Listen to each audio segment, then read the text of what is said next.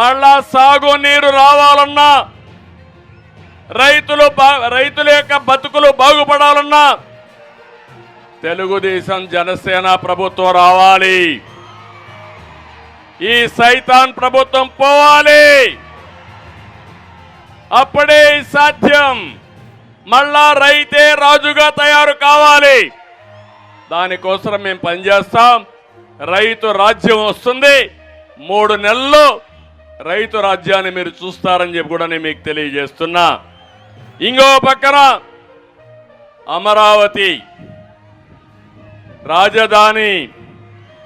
ఏం తమ్ముళ్ళు, ఎవరైనా రాజధానిని కాపాడుకుంటారు తప్ప ఉండే రాజధాని తీసే వ్యక్తులను ఎప్పుడన్నా చూశారా అని మిమ్మల్ని అడుగుతున్నా. సాక్షాత్తు ప్రధానమంత్రి నరేంద్ర మోడీ గారు వచ్చి మన రాజధానికి ఫౌండేషన్ వేశారు. ఎన్నికల ముందు ఇదే ముఖ్యమంత్రి చెప్పాడు, ప్రతిపక్ష నాయకుడిగా రాజధాని మారదు, నేను ఇల్లు కట్టుకున్నాను, ఇక్కడే ఉంటుందన్నాడు. నమ్మించాడు. ఇప్పుడు నమ్మక ద్రోహానికి పాల్పడ్డాడు. ఇప్పుడు వచ్చి 3 రాజధానులు అంటాడు. అక్కడ అనుకూలం కాదంటాడు, ఎక్కువ ఖర్చు అవుతుందంటాడు, నీటికి ముంపుకు గురైపోతుందని మాయమాటలు చెప్పే పరిస్థితికి వచ్చాడు. ఇవన్నీ చూస్తామంటే చాలా బాధేస్తుంది. ఆ రోజు సైబరాబాద్ నగరాన్ని నిర్మాణం చేశాను. నా కోసరం చేయలా, మా పిల్లల కోసరం చేశా, ప్రజల కోసరం చేశా. దానివల్ల వాళ్ళు బాగుపడ్డారు. ఉద్యోగాలు కావాలన్నా, లేకపోతే ఆదాయం ప్రభుత్వానికి రావాలన్నా అలాంటి సిటీ ఉండాల్సిన అవసరం ఉంది.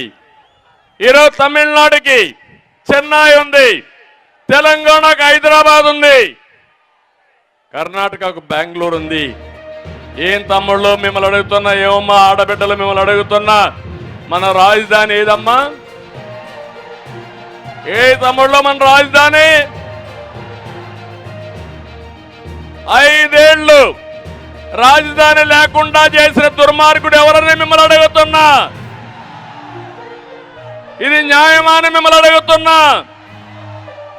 3 రాజధానుల పేరుతో 3 ముక్కలాట ఆడేసి కడా నేను వెళ్ళిపోతా విశాఖపట్నానికి అంటే నువ్వెక్కడికి వెళతావు, నువ్వు ఇక్కడే ఉండమని కోర్టు కూడా మొట్టికాయలేసే పరిస్థితి వచ్చింది.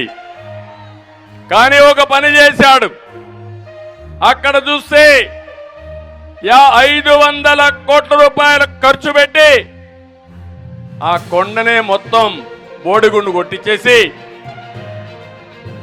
500 కోట్ల రూపాయలతో ప్యాలెస్ కట్టాడు. ప్రజాధనాన్ని ఏ విధంగా దుర్వినియోగం చేశాడో ఇది ఒక ఉదాహరణ మాత్రం.